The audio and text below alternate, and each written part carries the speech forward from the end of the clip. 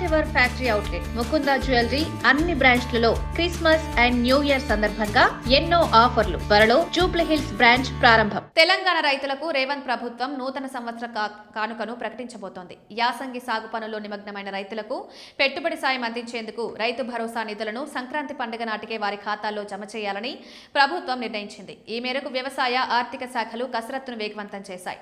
ఇటీవలి సర్పంచ్ ఎన్నికల ఫలితాలతో ఉత్సాహంగా ఉన్న ప్రభుత్వం రాబోయే స్థానిక సంస్థల ఎన్నికల నేపథ్యంలో రైతులకు ఈ సాయాన్ని సకాలంలో అందించి సానుకూలతను మరింత పెంచుకోవాలని భావిస్తోంది. గతంలో మాదిరిగానే ఎలాంటి కోతలు లేకుండా వ్యవసాయ యోగ్యమైన భూములన్నింటికీ రైతు భరోసా వర్తింపజేయాలని ముఖ్యమంత్రి రేవంత్ రెడ్డి అధికారులను ఆదేశించినట్లు సమాచారం. గత బీఆర్ఎస్ ప్రభుత్వం ప్రవేశపెట్టిన రైతు బంధు పథకాన్ని కాంగ్రెస్ ప్రభుత్వం రైతు భరోసాగా మార్చిన సంగతి తెలిసిందే. ప్రస్తుతం ఎకరానికి 6,000 చొప్పున పెట్టుబడి సాయాన్ని ప్రభుత్వం అందజేస్తోంది.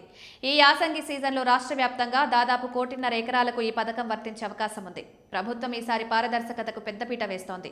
సాగులో ఉన్న భూములను ఖచ్చితంగా గుర్తించేందుకు వ్యవసాయ శాఖ శాటిలైట్ సర్వేను ప్రాతిపదికగా తీసుకుంటోంది.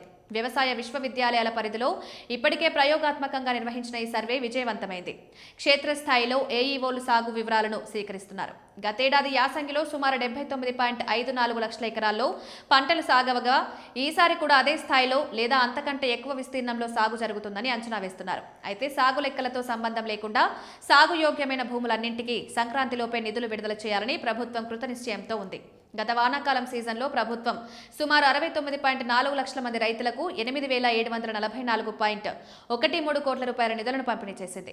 ఈసారి యాసంగి కోసం కూడా సుమారు 9,000 కోట్ల వరకు అవసరమవుతాయని ఆర్థిక శాఖ అంచనా వేసింది. సీఎం రేవంత్ రెడ్డి ఈ నిధుల విడుదలకు ఇప్పటికే గ్రీన్ సిగ్నల్ ఇచ్చినట్లు తెలుస్తోంది. పండుగ పూట రైతుల చేతికి డబ్బులు అందితే గ్రామీణ ఆర్థిక వ్యవస్థకు కొత్త ఉత్తేజాన్నిస్తుందని ప్రభుత్వం భావిస్తోంది. మొత్తానికి రుణమాఫీ అమలు తర్వాత ప్రభుత్వం నుంచి అందుతున్న ఈ భారీ ఆర్థిక సాయం కోసం తెలంగాణ రైతాంగం 1000 కళ్లతో ఎదురుచూస్తోంది. రాత్రి కల్లా రైతుల బ్యాంకు ఖాతాల్లో నగదు జమ అయితే పండుగ సంబరాలు రెట్టింపు కానున్నాయి.